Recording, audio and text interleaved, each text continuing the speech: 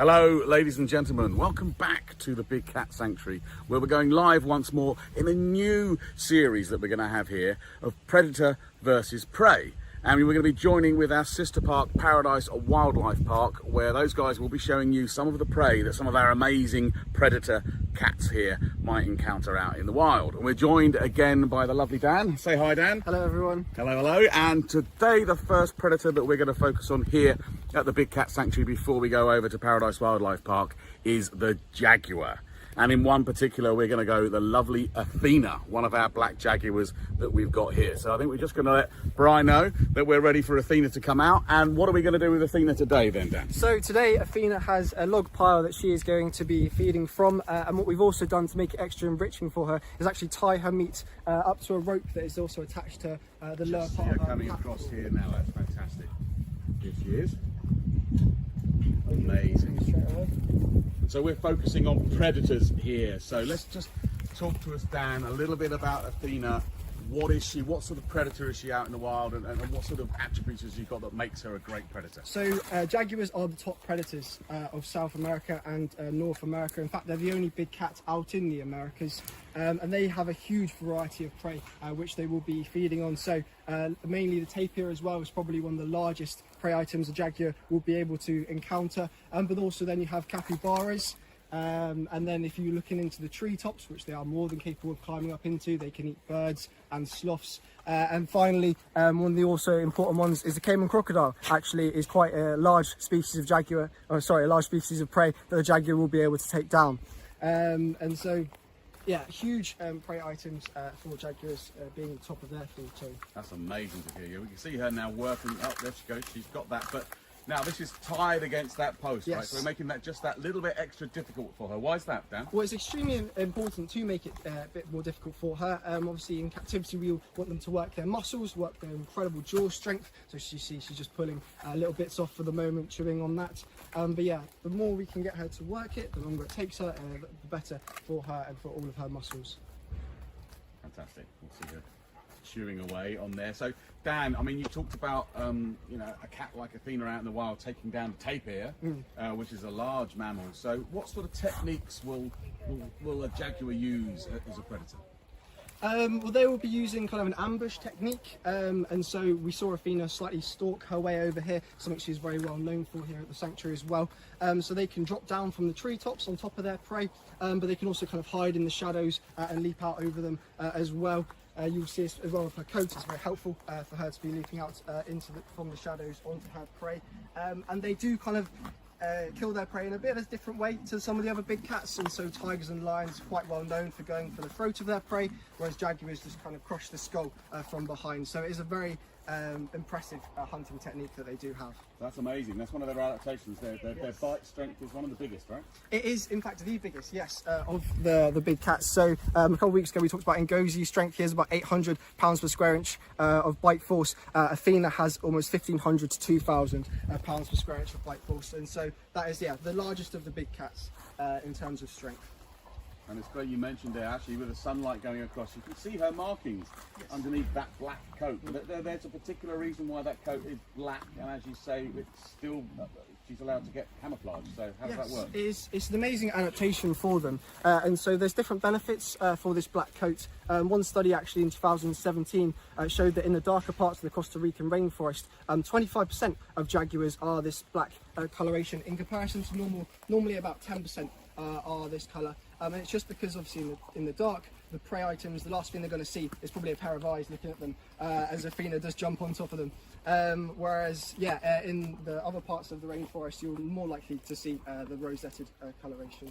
And also it helps with thermoregulation, so if she's in the shady parts of the rainforest, it's beneficial to be this colour, and she will stay nice and warm as well.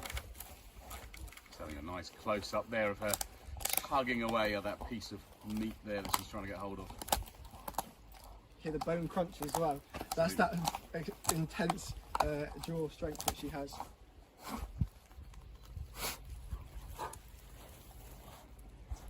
Thank you to everyone who's joined us today. We're trying something a little bit different. We're doing Predator versus Prey Day with our partners and sister site, Paradise Wildlife Park, the Zoological Society of Hertfordshire. We are watching Athena with her enrichment feed today.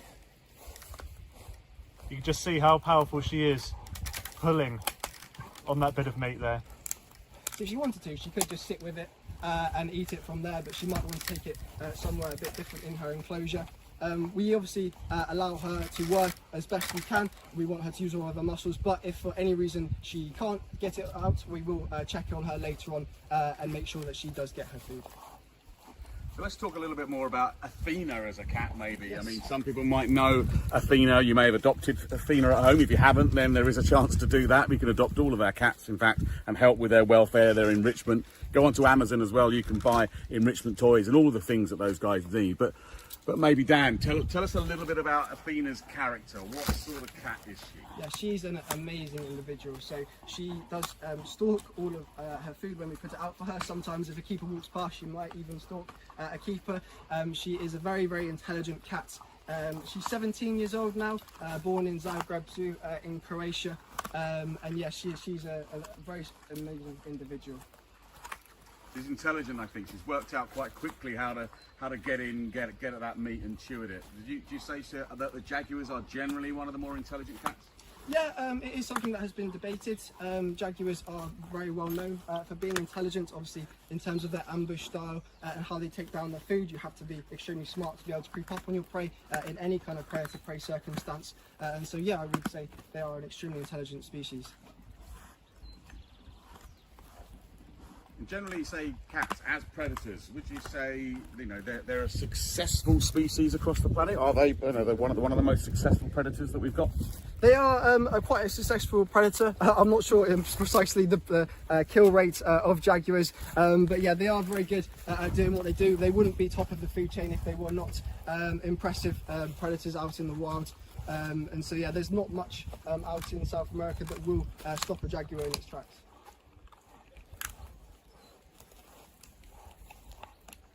Amazing. I mean, you can sense the power that's inside this jag as Athena chews into her food. It's amazing to see such a wonderful animal. Just want to say a quick thank you to everyone who's joined us today. If you are enjoying this new thing that we're trying, please let us know in the comments. Dan, you mentioned that Athena is 17. Is that old for a jaguar? Yeah, and so in the wild, jaguars may be living between the ages of 10 and 15. In captivity, we are able to get them into their later teens, sometimes early 20s. It is obviously in the wild, they're kind of fighting fit until the day they die. Whereas in captivity, we're able to help them with giving them Flexstin for any potential problems. And also, but it's important that we do kind of keep them working like this as well. And so that they are extremely powerful, as Athena is right now, all the way into their later ages in life as well.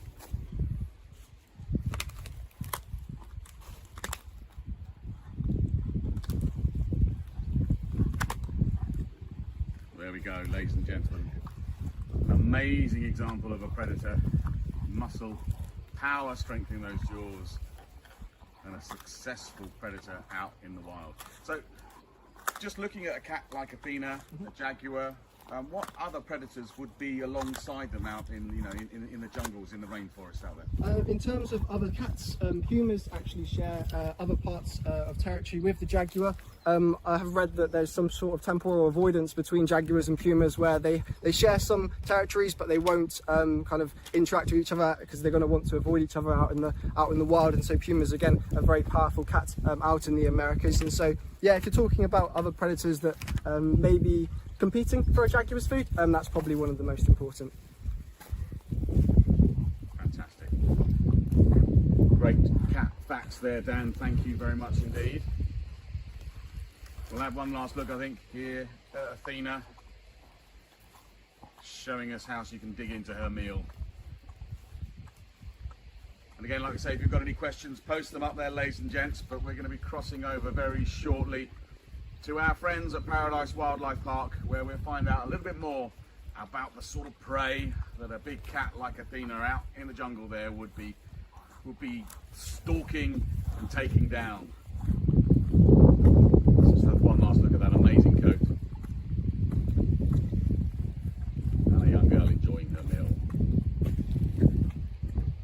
Before we hand over, I just want to thank anyone who sent in stars. they're just so useful in these times that we're facing at the moment. So thank you so much.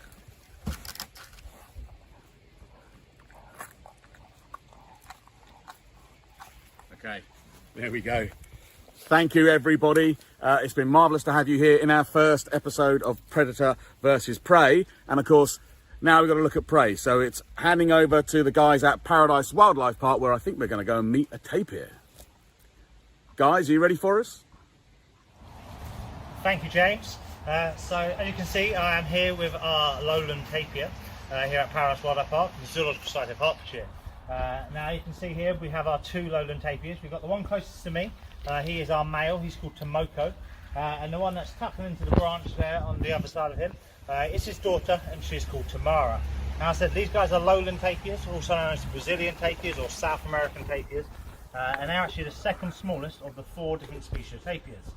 Now these guys, as I say, aren't just found in Brazil, so that's also why I got the name the lowland tapir or South American tapir. So they are found in a few other countries in South America as well. Now I say they are the second smallest of all the 4 species of tapirs. The largest is the Malayan tapir, then you have the Baird's tapir, and then you have the lowland tapir, and then you have the mountain tapir. Back in 2013, they thought they found a brand new species of tapir, which would have been a 5th species. But there's just not enough research in that at this moment in time to confirm if it is a brand new species or not. Now tapirs here, they're strict herbivores. So as you can see here, they're tucking in some branches. All of their diet is leaf litter, branches, twigs, leaves, flowers, buds. As you can see here in the trough that we've got on, there's lots of different vegetables as well. So they are known as a herbivore. But they are actually the largest wild land mammal in South America. And so they actually eat so much plant matter, they eat a lot of buds and seeds, and they pass these out in the feces. So they're a really peak of evolution. But unfortunately, being a big hoofstock and a big herbivore, they do actually have some predators. Now, a fully grown healthy tapir like Tomoko here, he weighs in around 200-210 kilos. So there's not many predators that are actually big enough and strong enough to try and take down a fully grown healthy tapir. However, jaguars are actually known to take down tapirs. So there's a few different areas here where tapirs are to protect themselves. So they have this very stylish mohican. Now this is called a mantle muscle.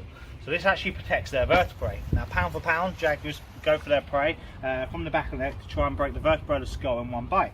So this here is a big solid muscle that if a jaguar was to bite down onto the back of, it's going to protect the vertebrae, protect the skull. It's obviously going to hurt the tapirs but not kill it, and that's going to cause the tapir to try and charge through the rainforest, thrash its body side to side and trying to knock the jaguar off of their back. Now another way tapirs can try to protect themselves against these predators is also they love going into the water. They're known as actually a semi-aquatic animal, and this is one of the reasons why they have this lovely long nose. So as you can see here with Tim, he's moving his nose around, and this is actually called a proboscis. It's a prehensile muscular trunk. Now they can use this as a snorkel.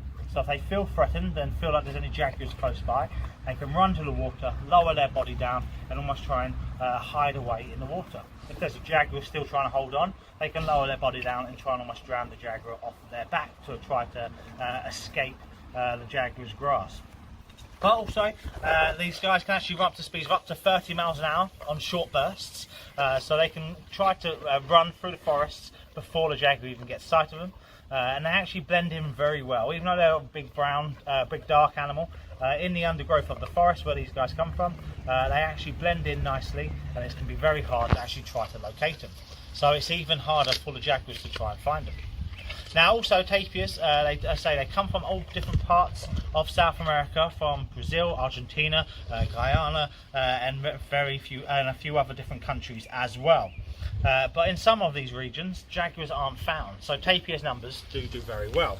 However, there is another predator that would try to take down a fully grown healthy tapir. And a fully grown healthy tapir here is very hard, but they might try to take down youngsters, or unless food source is really hard, sometimes pumas are the biggest predator that is around in the regions that some of the tapirs are found in.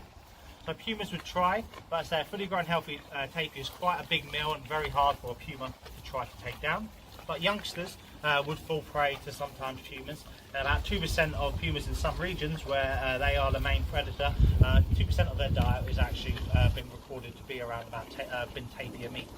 So that could be, unfortunately, roadkill on the side of the road, Also an old injured tapir has unfortunately passed away and never actually fed on, but also young tapirs as well.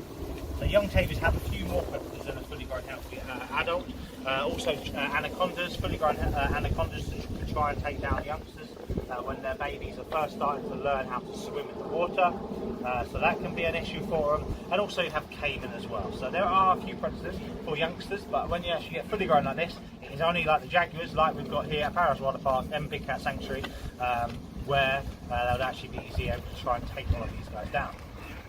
If you guys are enjoying our Predators vs Prey live stream today, where we've partnered with our sister site Big Cat Sanctuary, please make sure to consider donating some stars down in the comments. We are still, although we're able to open to the public again very soon, we're still trying to recover from the closures caused by the COVID-19 pandemic. And your stars donations go directly towards supporting amazing animals like these tapir and all of the other animals that we house here at the park. Thank you so much for all of your support so far with all of our live streams and donations. And now we're going to let James get back to telling you a bit more about tapirs. So yeah, so also looking after these fantastic animals here at the park. As I said, we feed them a lot of fruit and vegetables, a lot of plant matter. Now naturally in the wild, as I said earlier, they will eat a lot of buds, they'll eat a lot of flowers off the trees. So the tapir are actually known as the gardeners of the rainforest, because out of, let's say, they're the largest living wild land mammal. They eat a lot of all this foliage and plant matter. They eat all the buds and seeds. They pass these out in the feces, which they actually pass out in the water. So the water will actually flush these buds and seeds further afield to help spread the plants further around. So actually they're a really important part for the whole ecosystem of South America, Central America and also Malaysia, where the Malayan tapirs are found. So they're a really important key species to have in the wild. And unfortunately tapir numbers are dying out in the wild. Now, if tapir numbers do die out in the wild, unfortunately it does have a knock-on effect on the other animals that live in their habitat as well. As I say, due to tapirs also being the large animals, they make these pathways through the thick undergrowth, which other animals like your jaguars would be able to follow. Also things like your margay and your ocelot would use these pathways that tapirs cause through the rainforest, which, as you may have seen, we have some of these species at our Big Cat Sanctuary as well. So yeah, tapirs are a really key species to have in the environment, not just for them, but obviously for all the other animals around, and also actually for us humans, being for the rainforest where they come from.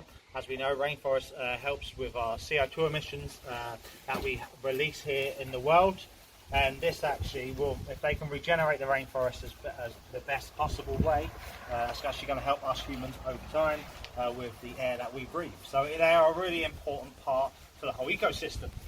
And as I say, so it would be a real shame if we was to lose tapirs from our planet. Unfortunately, the reason why our tapirs numbers are dying out in the world is unfortunately down to humans. Unfortunately, they are hunted for their meat and for their skin. Now, as you can see with Tamara here, she is a very large animal, very muscular animal. South American tribal people used to feed on tapirs. They would hunt tapirs down, they'd live off their land. But unfortunately, hunting of tapirs does still happen in some varied countries in South and Central America. So that is a problem for the tapirs. Also, you probably don't realise actually there was the size of them here, but tapirs are also unfortunately hit with road traffic accidents as well.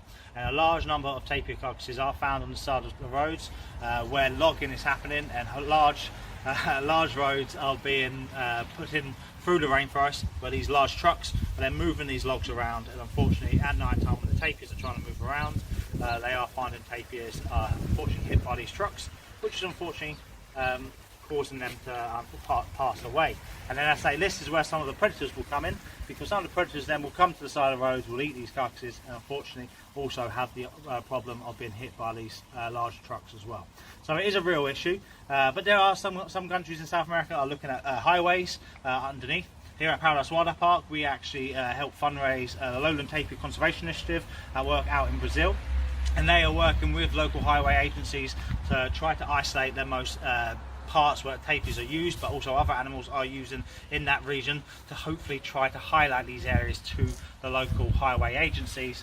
So if they put any of these bridges in or tunnels in, they can help these fantastic animals as they cross the forest across the roads. Now, as you can see here, when they do move, they're not the fastest of animals. They do just slowly go on by their day. So when they come across them, and you can see how dark they are, when they're trying to cross these roads at night time, they blend in quite nicely. But also, you may have seen earlier on last year in 2019, we had the forest fires over in the Amazon. So forest fires is another big cause that is unfortunately not just affecting the tapirs here, but also affecting all the other wildlife out in the rainforests. So it's a real big issue going out, and we just really need to try to protect them as much as possible. And if it's down to good zoos like us here at Paradise Wildlife Park and the Big Cat Sanctuary, where we can help fundraise with your guys' help just by visiting our parks. It's really important. The money that actually buy our day tickets actually goes to help protect these species, participate in breeding programs, so we can hopefully try and help and save these animals in the future and keep their genes and their bloodlines going. So it's really important. So once again, when we do open up, please come visit us, come past the tapirs, come say hi to us, come say hi to the tapirs. We'll be really grateful to try and hopefully help save these guys in the future, so they're around for our children's children to see for many years to come. So as tapirs have actually been on our planet dating back for over millions of years. So if you've ever seen films like the Ice Age, tapirs were in that because they have actually found tapirs fossilised from them times. So they've been on our planet for so long. So we just want to keep them on our planet for so much longer. So please come see us, come see our tapirs, come help us by sending us some stars, sending some likes, sharing this video, and try and help spread this message as much as possible. But from me and Tim Oko here, our tapirs, thank you very much for listening. Have a lovely day, guys, and I hope to see you all soon.